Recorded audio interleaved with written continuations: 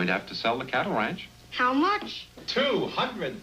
Oh. I've got to pay my father-in-law $10,000. All right, I buy insurance. Decisions. Oh, pay me. Lower your salary, please. There's a game called Life that's really worth living. You and your family have got to play it. Where will your choices take you in the game of life? What job will you choose? To start filling my law firm with clients and stop filling your faces with donuts. Now get out! I'm definitely going to be a lawyer. But watch out for life surprises. Whoa, I'm having twins. Congratulations! It's twins! Anything can happen in the game of life from Hasbro Gaming. Here's 2 more. Good luck with that. That would be quite the surprise. In the good old days when you didn't know you were having an extra until actually you were having extras, huh? Well, we're in the middle of our series, So You're Dead, Now What? Living in the Light of the End. And we've been seeing that Solomon wrote this personal journal inspired by God called Ecclesiastes. And he shares it as in a sense, a recap to his life. He's had a full life, a successful life, lots of great things in his life. And towards the end of his life, he all of a sudden realizes that he was living life under the sun without the sun. And he realized that was it just in a sense minimized everything. It minimized all the great projects he had been, all the accomplishments, all the pursuit in a sense of good times and pleasure was just minimized because he was living under the sun, in a sense, without the sun. And when we use the word sun, S-O-N, we're referring to Jesus Christ. And we're referring to his relationship with God. And Solomon, as he lived his life, kind of was not engaged with God towards the end, or towards the middle, and then at the end he's realizing that and he's understanding that. If you'd like to catch up, we're going to refer to some things we've talked about in the past, even the part A of this message this morning. You can check those out online in various forms, or you can stop by guest services and pick up a CD. But anyway, so we're looking at chapter 4, and chapter 4 really has this idea of 5 areas. 5 areas of life Solomon is looking at as he's just feeling upset about them because, like in the game of life, you really need to be engaged. And I shared last week that I am not really a game person. I like to forego the games, and most questions I had about last week's sermon was, so, what was the games like with your daughter's boyfriends last week? I was getting text messages and all this kind of stuff. So I had a near miss, and the great thing about it was that we never got to the games. There was a movement where I thought there might be some, let's play games, but then the conversation went away, so I got to avoid the snarky comments I shared with you last week. Stop cheating, put your phone away, are you really playing, or it's your turn. And again, those comments are really about engagement.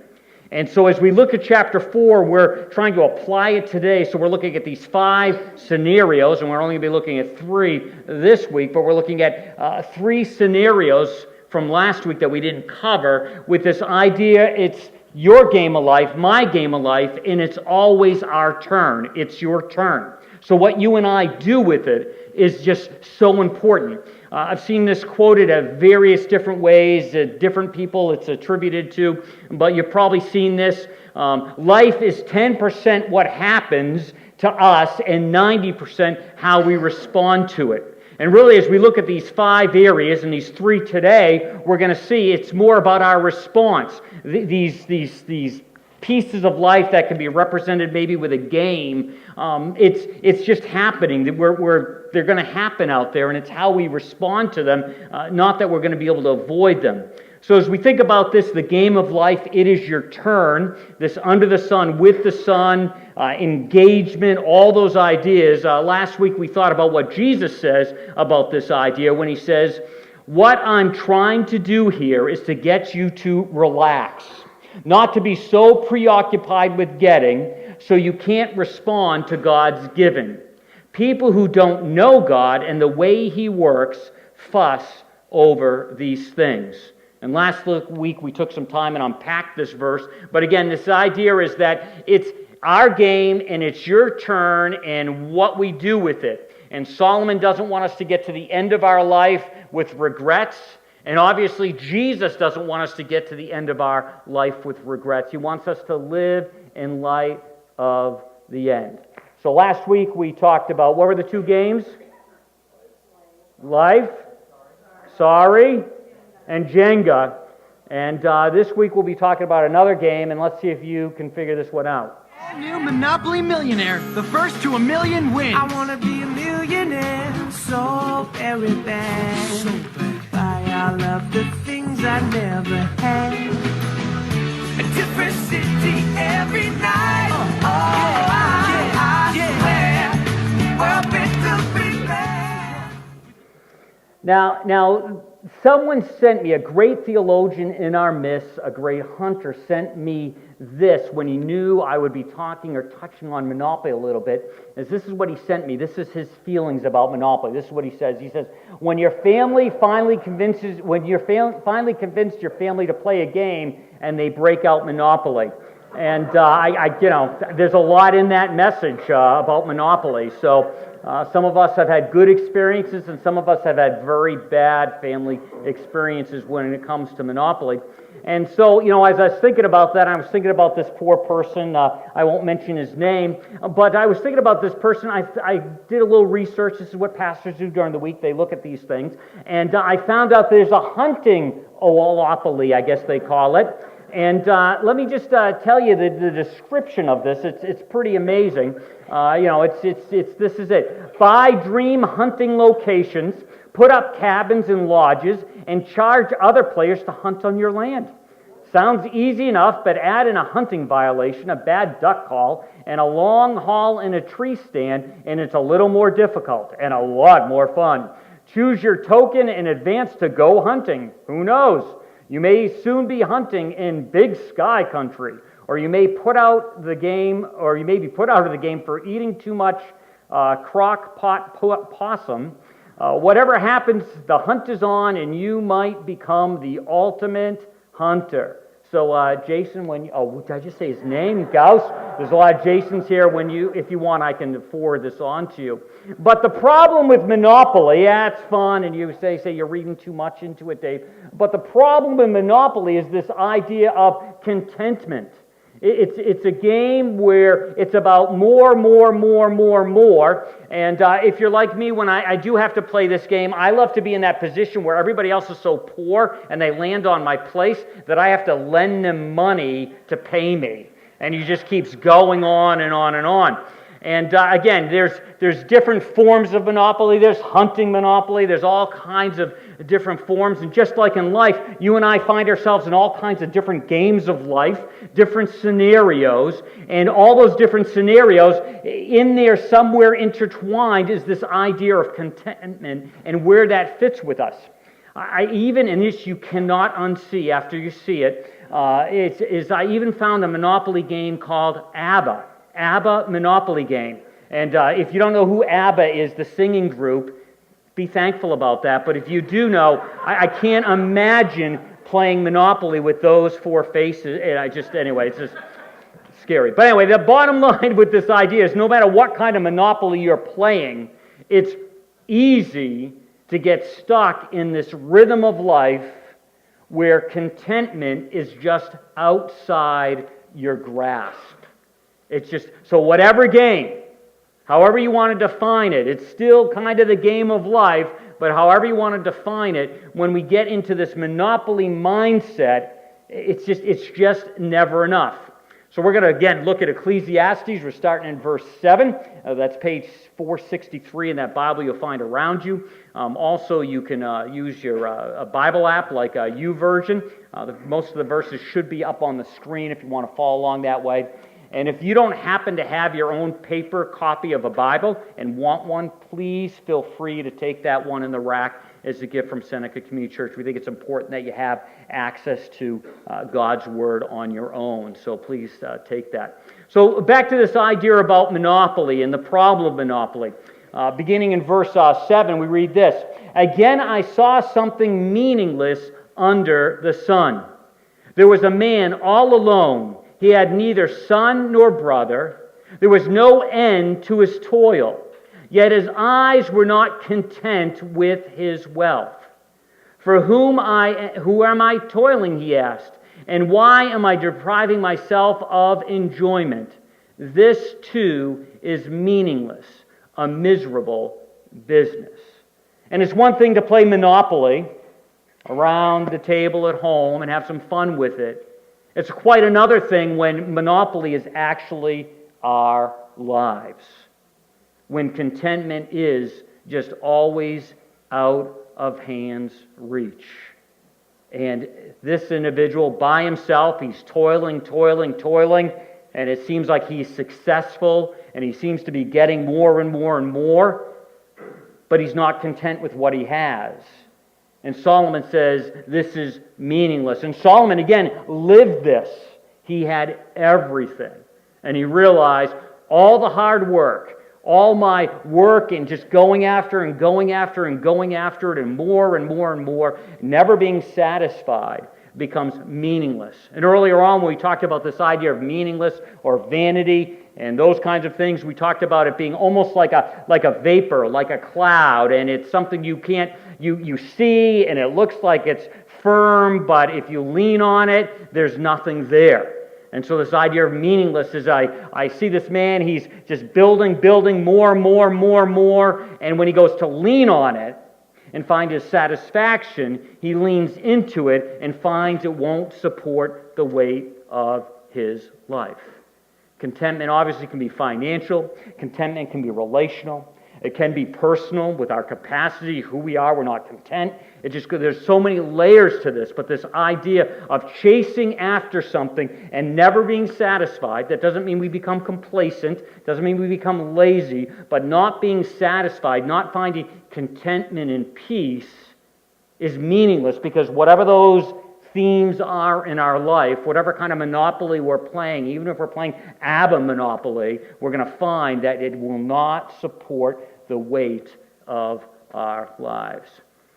Came across this thought: never has there been so much available to satisfy and so little satisfaction. Think about that. Think about your parents. Think about your grandparents, your great-grandparents. What they had before them was so much less than most of us. And yet there didn't seem to be this drive for more and this lack of contentment.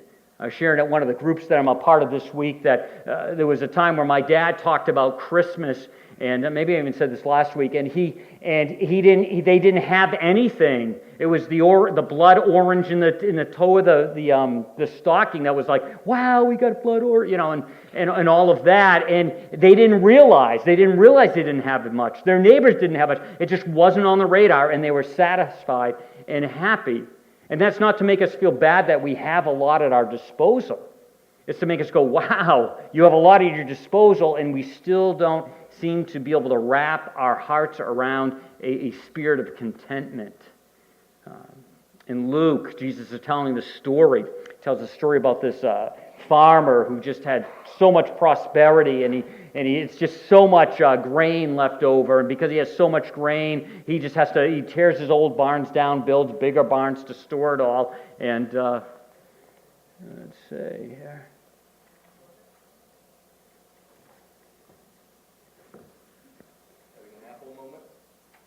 Yeah, I knew someone just couldn't let it go. All right, let's see if I can do this. Get right back.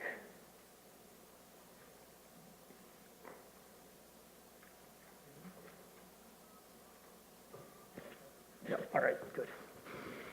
So again, this idea that he just he couldn't get enough, and he just continues to build and build and build. And Jesus says this about his life: beware, don't always be wishing for what you don't have. For real life and real living are not related to how rich we are. And when you hear that word rich, I just don't want you to think of finances. I want you to think of all those areas, relationships, skills, whatever is a lot. It's not related to those things. It's related to something else, and we just keep striving for it. Another thought is this, is watch out for the assumption that everything in our life is for our consumption. Assumption, consumption. Do you and I assume that every resource that comes away is just for our use? Do we think greater than that? Do we think, wow, if I have it, some of us who have lived in church world for a while and are percentage givers, and that's considered 10% of your income either before or after taxes, however you want to figure it out. If you do that, the rest of it is for you to spend on yourself. I don't know about that. 90% just for me, I can just consume it. I don't think that's what the Lord desires of us. I think when we think of it all for our consumption, we're gonna be off. We're gonna find that contentment seems to be a fleeting thing. And for us, it's just so important that we realize that what God entrusts to us, what resources God entrusts to us, financial, time, whatever it is, that we use it, and you've heard it said a number of times already this morning, that we use it to make a difference in people's lives, wherever they're at. So we want to leverage our resources. When there's more left over, we want to think about how can I use this to make that happen so I can be a part of that. And it's by leading people into a growing relationship with God through Jesus Christ. And you may say, "Oh, Dave, you're just trying to get some more funds," and I, the finance team might kick me right now if I say this, but if you saw Vital Signs this week, we're doing pretty good in that area. And it's great. It's great to be in a great place like that. It's great not to be pressured with that. It's great to have a budget that, in a sense, we see what the Lord's blessed us with and then think about new ministries out of that blessing rather than go, "Oh, I wish we had the resource to do this. Let's see if we can get that in and then do it." We're doing it the opposite way, and that's a fantastic thing. But it's not just about, in a sense, making the offering plate heavier. It's absolutely accurate that when you and I understand generosity in our own life, it affects our spiritual growth. So if you're a Christ follower, being generous catapults you, moves you along in in growing. When you assume it's all for yourself, it doesn't work that way. It doesn't work well. So it's not about having larger income as a church family, as an organization. It's about actually when you become more generous, that shows that something's happening in your heart.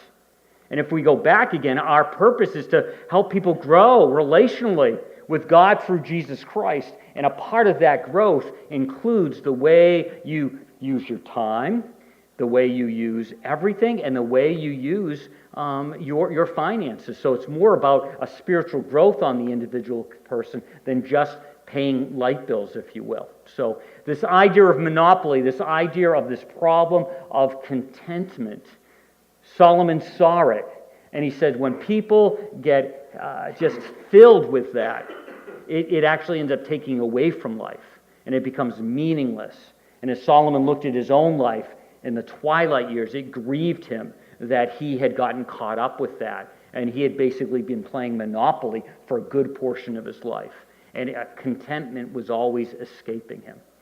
Well, there's another game to look at, and let's see about that. This is obviously solitaire. How many remembers when that first came out on Windows, How many of you guys got addicted to that? A few of you will admit. And, you'd play solitaire, and they actually had problems where they would try to take it off employees' computers because it was just like on all the time. And you'd wait for this moment. Oh, I don't know why that feels so good to watch this guy go, and you'd be like, and this idea. And, there's also this truth in our life, and Solomon observes it in a sense that sometimes we find ourselves playing solitaire with our life.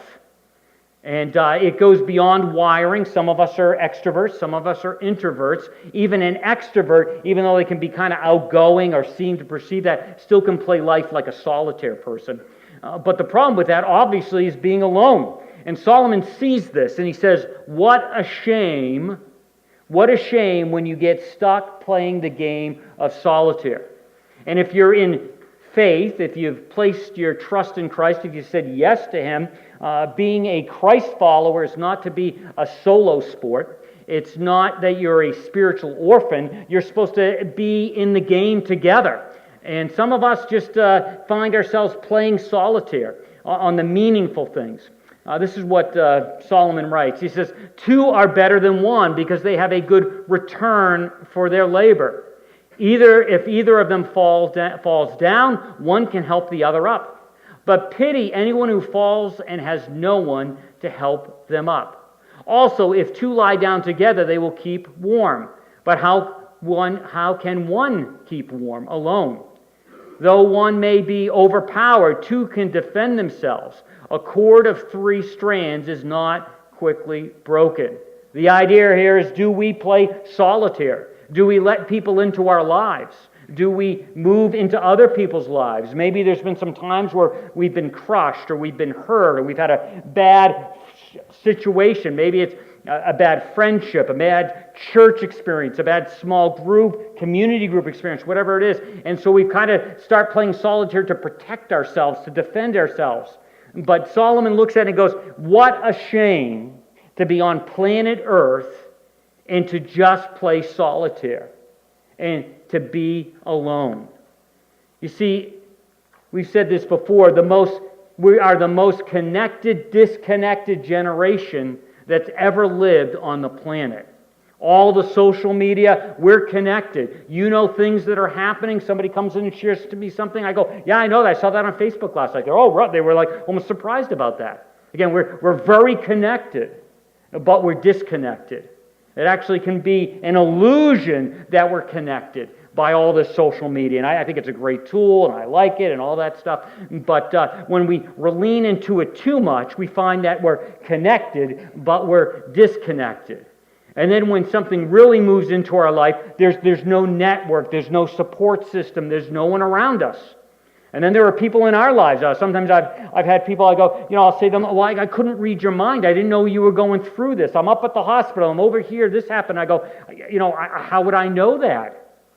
Because they're living their life alone. And they're connected, but they're disconnected. And if we're going to have close relationships, and it's not having 100 of these, it's having 3 or 4 or maybe half a dozen, we have to realize that intimacy, closeness, requires proximity. We have to actually be close to people. We need to get close.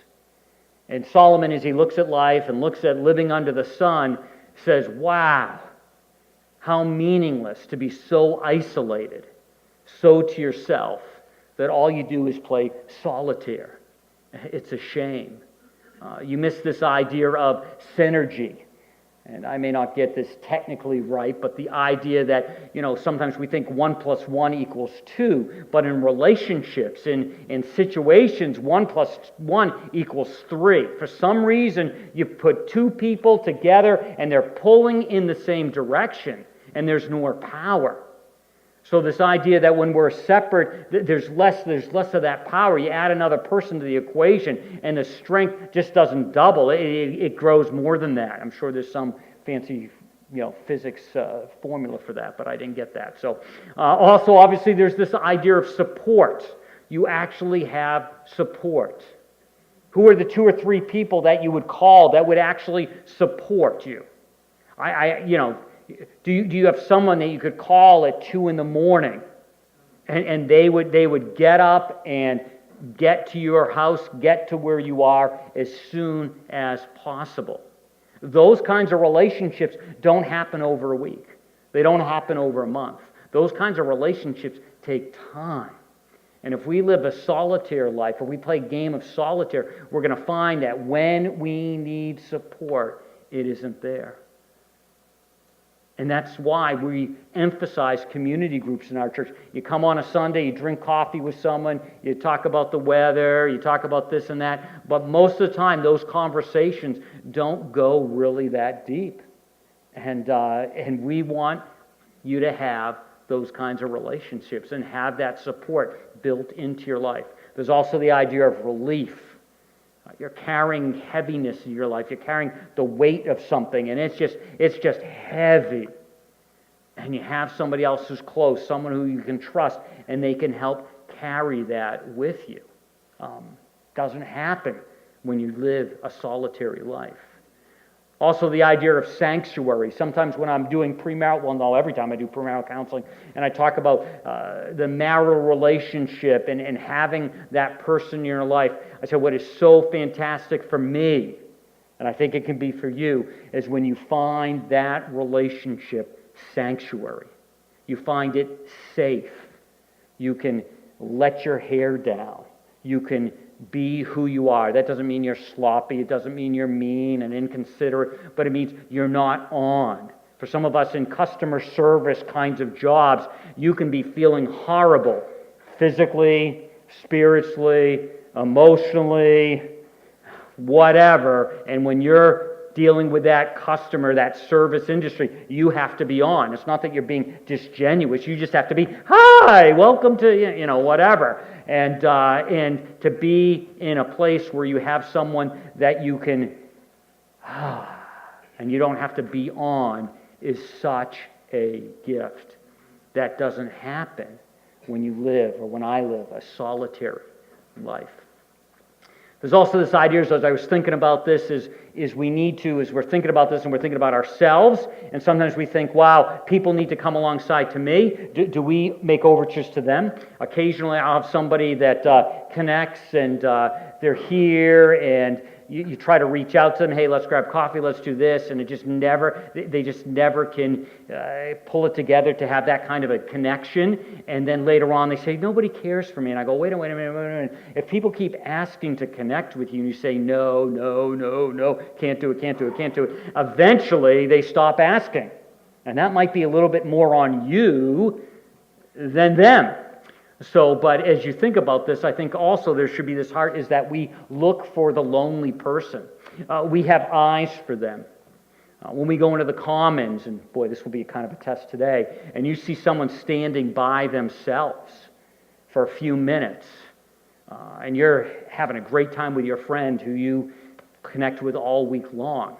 Suggestion, look for the lonely. Say, hey, Joe, hey, Susie, hey, whatever. We can connect tomorrow when we connect on the phone every day or whatever. I want to go meet that new person that's standing by themselves. Or if they're not new, we just look for the lonely person. So we open the door for that.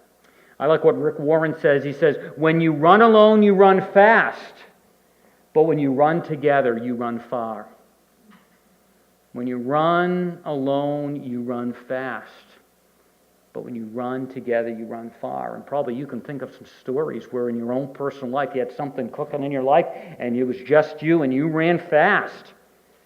But because you ran alone, you ran out of steam. And then you can think of those times where you ran together, you find yourself running farther. So, also I like this other quote I came across just when we're thinking about life, and some of us are single and we wish we weren't. Just a reminder, it's better to be single and a little bit lonely than to be in a relationship and be miserable. So as you're thinking about all of this and you're thinking about playing solitaire and how all that works and how all that unfolds in your life, if you're single, yes, you need to not play solitaire. You need to have those people in your life. But again, watch out for rushing into those relationships that can make you miserable. Things don't change instantly, especially if you're looking to get married or something like that. And you say, well, that's the answer to my life. If you're not complete in Christ before, you won't be complete in Christ after you're married. That's a whole nother message. So this idea again of solitaire. Then thirdly, we have this idea of chutes and ladders.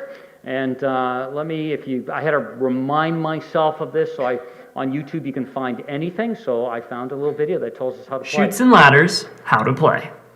The object of the game is to be the first player to reach the winner square, number 100. Setup. Lay out the board and put the spinner within reach of all the players. Each player picks a character pawn and places them off the board right next to the number 1 space. Everyone spins the spinner. The highest spin goes first. If it is a tie, then the tied players spin again. On your turn, you spin the spinner and move your pawn exactly that many spaces forward on the path. following the increase in numbers that wrap around the board. Pawns always move along the path towards the higher numbers. If your pawn stops its move on the bottom of a ladder square, move that pawn to the top of the ladder. If your pawn stops on the top of the shoot space, you move your pawn to the bottom of the shoot space. The first player to reach the number 100 winner space wins. One, you got it? You got all that? Good. I couldn't take the 3-minute version of that, so I had to speed it up. Just in case you forgot. Chutes and ladders. The idea of getting to the winner circle. And you just go, go, go, go. And you got to get to that winner circle. You try to make sure you're going up the ladder. You make sure you don't let it on the slide down. And you make sure you're moving in that direction. But chutes and ladders made me think of the fact that sometimes you and I are playing the games of life, and let's say it was a ladder, and the ladder is actually a great ladder, and we're making progress, but we got the ladder, you may have heard this, leaning against the wrong wall. And so we're heading to a winner's circle, but we're not heading to the winner's circle we really want to be. And I was thinking about this. I had to think about this situation I had heard about. Is there anything worse than watching Jim Marshall run the wrong way in an NFL game? There's nothing worse than that. Nothing, there's no play ever.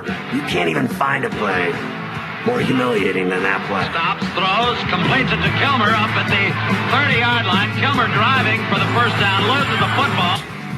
Seeing the goalpost kind of triggered, pick it up and run. It's picked up by Jim Marshall, who's running the wrong way. Marshall is running the wrong way. And he's running it into the end zone the wrong way. Thinks he scored a touchdown. He has scored. We all laugh. But have you been there? Have you had your ladder? Have you had your goal line and you discover you're running in the wrong way or you're climbing the wrong way? Are you going to get to a place that you think is the winner's circle, success, and you find out your ladder was against the wrong wall all the time, or like our football player, you ran in the wrong direction? Solomon writes, "Better a poor wise youth than an old but foolish king who no longer knows how to heed a warning." Better. You see, it's better to go in this direction than that direction. Sometimes we think this is the way to go, but again, our ladder is against the wrong wall. The youth may have come from prison to the kingship, or he may have been born into poverty within his kingdom. I saw that all who lived and walked under the sun followed the youth, the king's successor. There was no end to all the people who were before them, but those who came later were not pleased with the successor. This too is a meaningless, a chasing after the wind. And without digging into all of this, this is this idea of going in a direction, thinking that this is the place to be. This is the arrival point. And then finding that you're moving in that direction and it really isn't the place to be.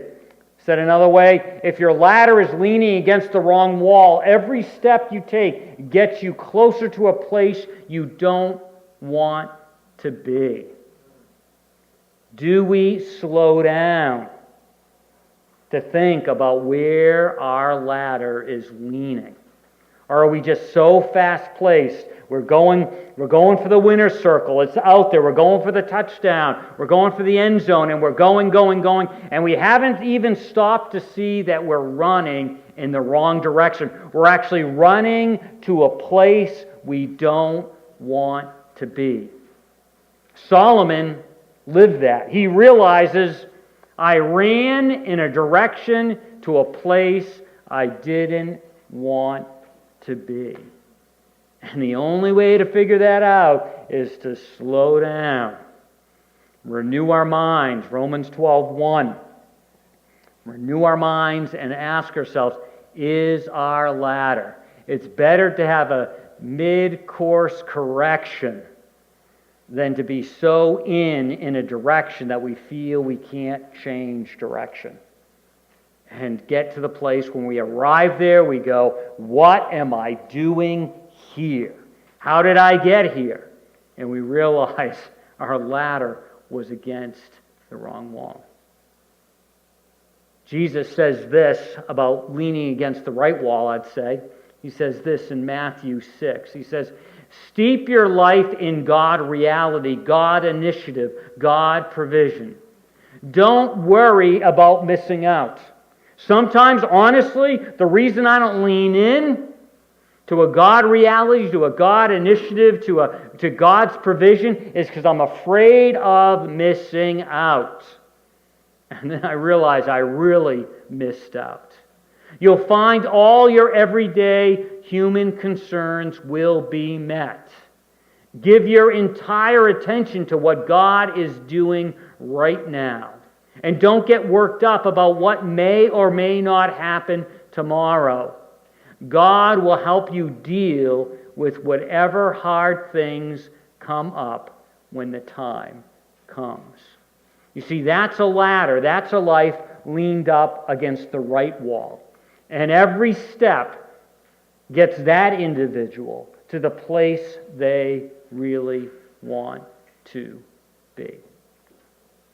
So as you think about the games you're playing, the game of life, you think about different versions of Monopoly, what does it really matter besides, enjoying life, or besides not, meaning too much, what's the big deal about that? What if I just kind of live my life the way and it doesn't go that great, but that's okay, it's just me.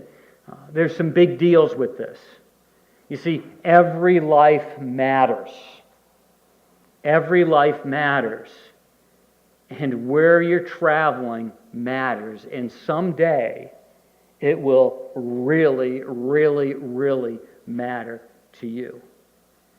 Because the bottom line is this, and we're going to talk about this for a couple seconds, so don't put your notes away when you hear the bottom line. No matter what the game, there is always a scoreboard. No matter what the game. No matter what the game you're involved with, no matter what kind of Monopoly game, no matter the Jenga, no matter the Sorry, no matter Chutes and Ladders, no matter Solitaire, there is a scoreboard. And a couple weeks ago I referenced this. We didn't have time to get into this, but I'm just going to touch on this. 1 Corinthians 3:13, it is in your notes. There's a couple blanks with it because it's out of the Message translation. Eventually there's going to be an inspection. If you use cheap or inferior materials, you will be found out. The inspection will be thorough and rigorous. You won't get by with a thing. See, eventually our life is going to be measured. There's going to be a score for our life. It's not a score to get us into God's presence. It's not, oh, now you finally got over here. No, there's just an inspection, if you've said yes to Christ, with how you played the game, how you used your life. And the inspection will be so thorough and so specific that you and I won't be able to get away with a thing. It will be found out. Growing up in high school, I worked on a vegetable farm. And one of the things we have to do is pick beans, green beans. And we'd pick them and put them in a bushel. And the way the deal was is Mario, the farmer, was trying to motivate us. So whenever we were picking beans, it went from hourly wage to by the bushel wage. And we lived on the outskirt of town, and two of these kids came and joined us to work with us from inside town. And to our surprise, they finished picking the beans a lot quicker than Vinny and I did. And we were the regular workers. And so they put their bushel aside. Time to go. I think it was like $7 for a bushel. Wow. Man, that sounds not like a lot of money. But anyway, it took a lot of time to pick that bushel. And later on, it was discovered that they had filled the bottom of their bushels with rocks and weeds. So it was only about this much beans on the top. Now, granted, they never worked at Marie's farm again, but they did get out with their $7. And I don't know what they were thinking. They thought that they'd get away with that no one would ever notice. Well, people noticed.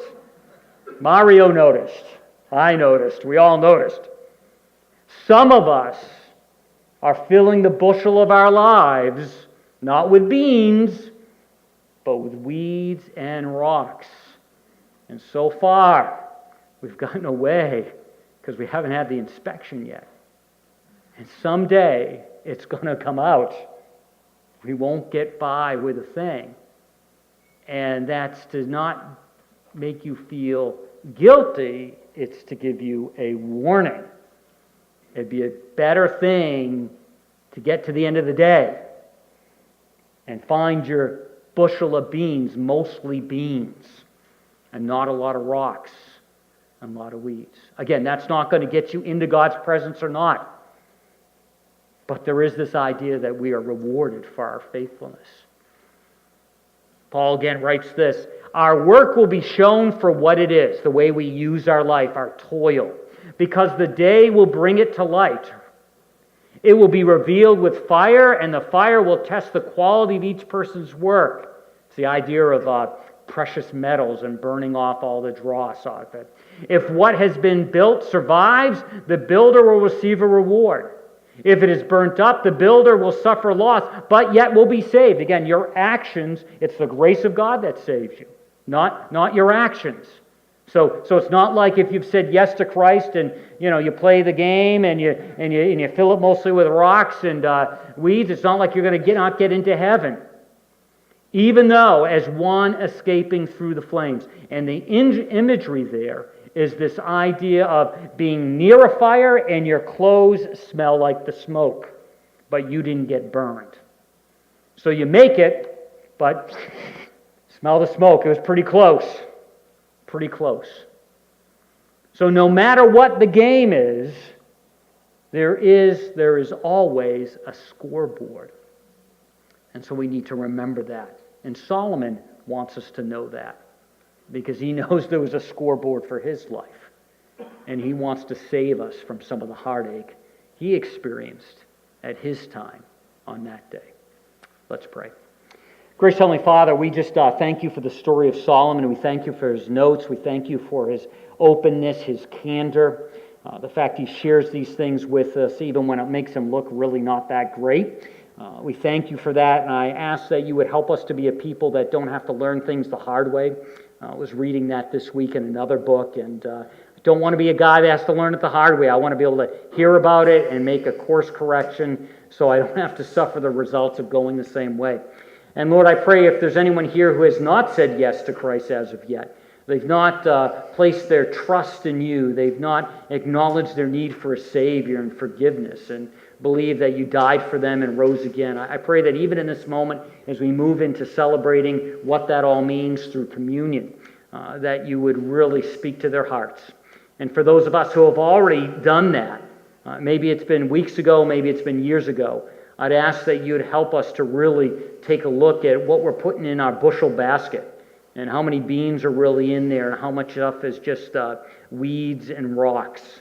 And Lord, we want to get to that day where we just don't pass through the flames as one who just escapes with the smell of smoke. But there's a lot more that we've done and done well. We thank you for giving us that warning. And we also thank you for giving us the strength in you to live according to that warning. We ask all of this in Jesus' name. Amen.